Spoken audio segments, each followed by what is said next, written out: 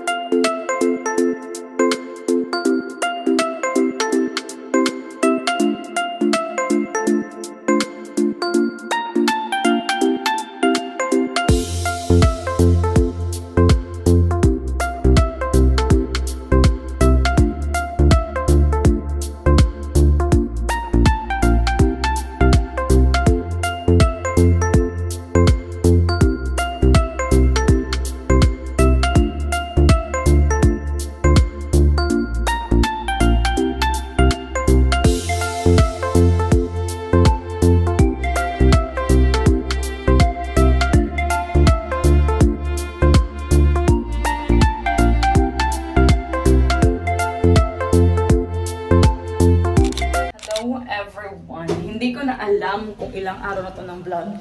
Pero katatapos ko lang ng trabaho. And ang oras is 4:30 na ng hapon. Today is November 9 ata.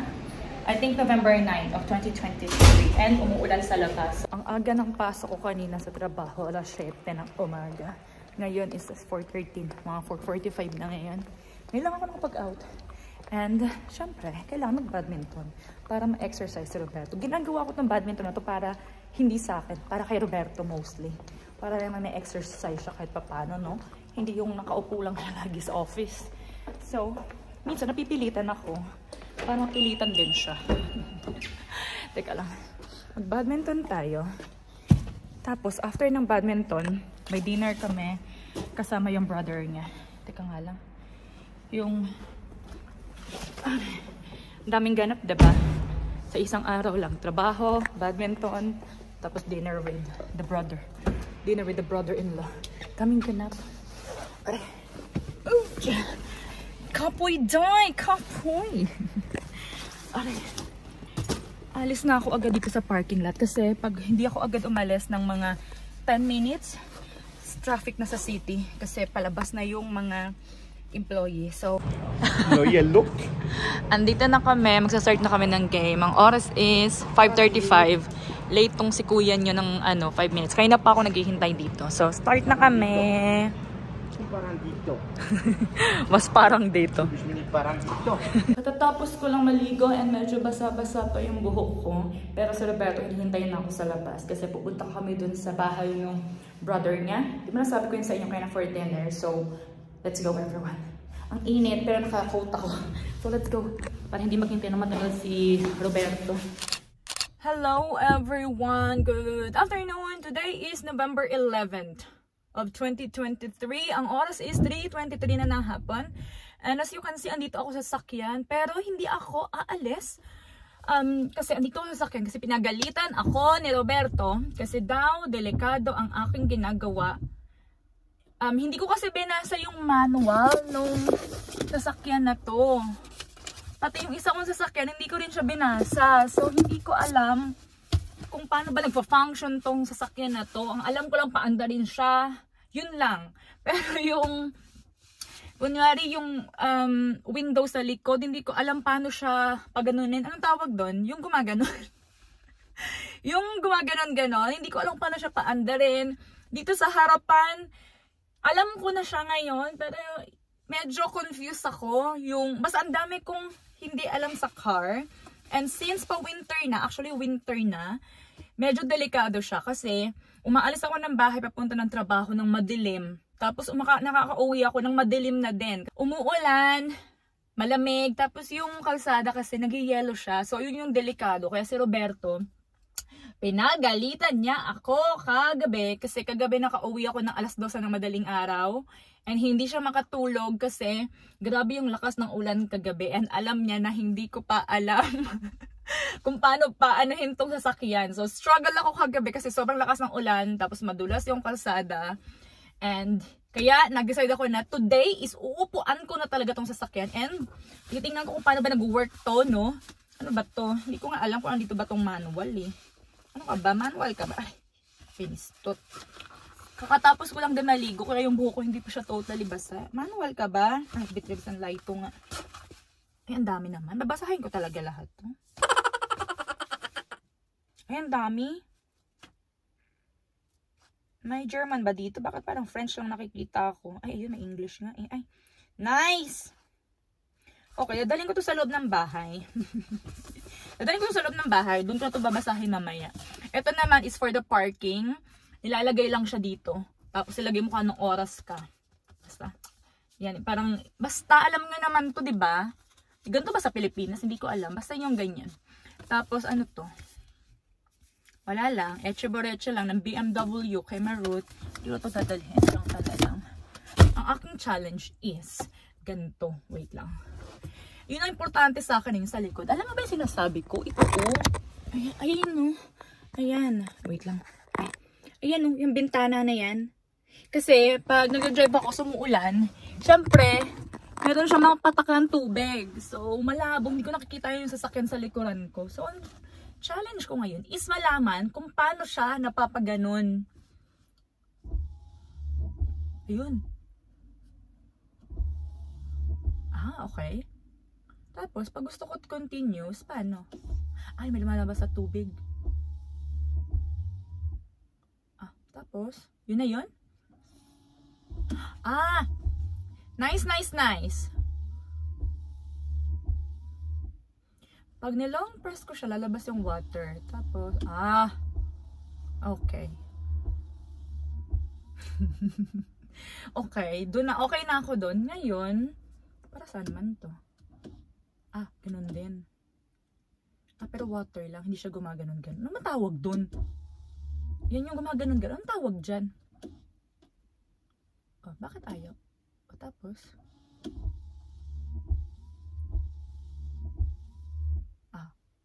Tapos, off. Pag ganon, water lang. Okay. Tapos, dito naman, off na yun. Dito naman is, what? Dito naman sa front. Hindi ko mag-gets. Bakit? Minsan ang bilis. Minsan, ang bagal. Gusto ko malaman pinagkaiba nun. Tika lang.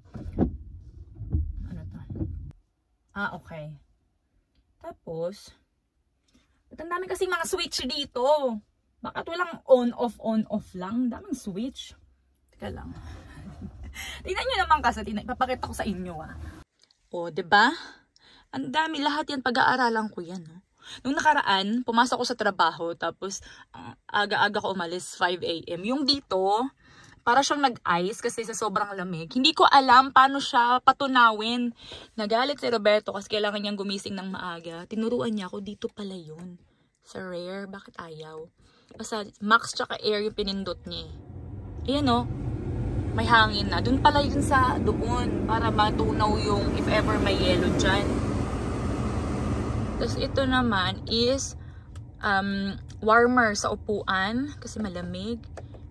Tapos, ano kaya itong auto na to? Ano to? Ah, ito yung sa may temperature. Ayun, sa temperature. Nalamig ako eh. Gawin natin 22. Ano kaya to? Para sa... Diba? Ang dami oh. Meron pa dito. Meron pa dyan. Ito, alam ko naman to. Ito hindi ko to alam. Baka sa likuran to. Try ko nga. Kita niyo wala talaga akong alam, diba? Teka lang. Ah, oo nga. Tama. Doon nga yan. Tapos ito is, ito yung sa may mirror. Ano to? Para saan to? Ano kaya itong mga to? Teka nga lang. I-figure out ko muna to ha. Teka lang everyone. Ayan o. Ang dami pa kasi. Ayan o. Ang dami. Wala akong alam dyan. Ilaw. Ilaw to. Ano to? Saan ka? Ha? Okay. Hindi ko alam yun. Pwede pala yan sa sasakyan ko. Ay, oo nga pala. Okay. Tapos pag sinarado.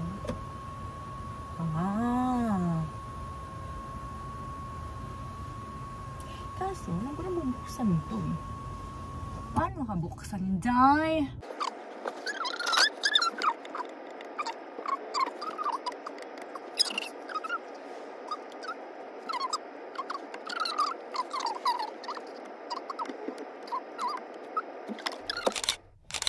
Hello everyone! Good morning! Today is November, 24? 23 ata. I don't know 23 or 24, but today is Thursday.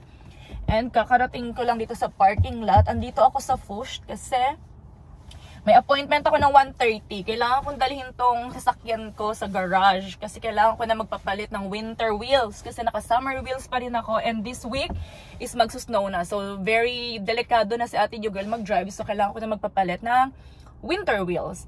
Pero ang aga ko, ang oras is 1:02 and yung appointment ko is 1:30. And malapit lang dito yung appointment ko, like mga 2 minutes drive. So nag-decide ako na pumunta na lang dito sa Fush. Kasi parang siya sa atin, yung Fush is appliance center sa atin, parang gano'n. Tapos ngayon, ang bala ko is bumili ng rice cooker since maaga naman ako and wala na rin akong rice cooker, nasira na yung rice cooker ko, nag-give up na siya. So, it is time for me bumili. Ito na yung chance ko bumili. So, bili tayo. Sana lang di ko nakalimutan yung wallet ko kasi last, ano ba yun, mga 2 days ago, nakalimutan ko yung wallet ko. So, labas tayo. Saan ba yun? May dala ba akong wallet? Yes, may dala naman ako. Buti. Good girl. So, dapat ikaw ito dalhin tong bag ko. Wag ko na itong dalhin. Wallet na lang. So, anyway everyone, let's go. Isasama ko kayo. Dito ako nag-park malapit sa entrance. Diyan kasi yung entrance. And dito ako nag-park. So, let's go. Ouch. So, let's go. Ayun, doon ako pupunta mamaya, sa building na yun. Diyan ako pupunta. Diyan. So, ang lapit lang niya, diba? So, bili tayo ng rice cooker. May nakita akong rice cooker. Kaso, sobrang liit niya. Ayun, no? Pang isahang tao lang ata to. Pag ako lang, okay lang. Kasi pag may bisita ako, wala din. Pag pumunta yung mga girls sa bahay, wala din. Ayun, no? Sobrang liit niya. Gusto ko yung medium size. Hanap tayo na medium size. Ito na yung napili ko. Ayan siya. So, mag-aas na lang ako ng employee dito kung saan ko makikita yung bagong stock nito.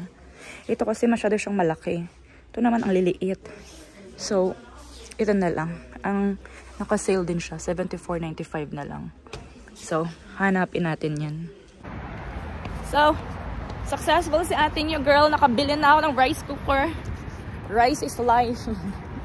Ito kasi yung kailangan ko kasi hindi ako marunong magsaing pag hindi rice cookers. Ayan na siya. Let's go. Tapos na akong magpa-change ng winter wheels. Let's go.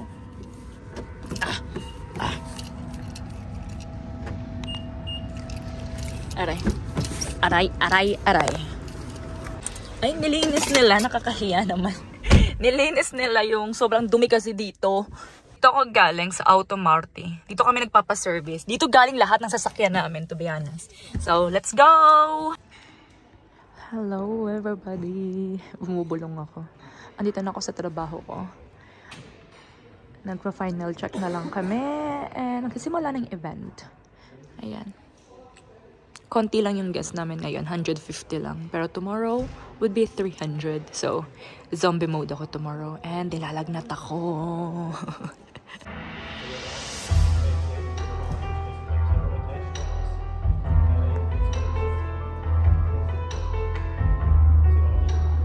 Hello everyone! Update!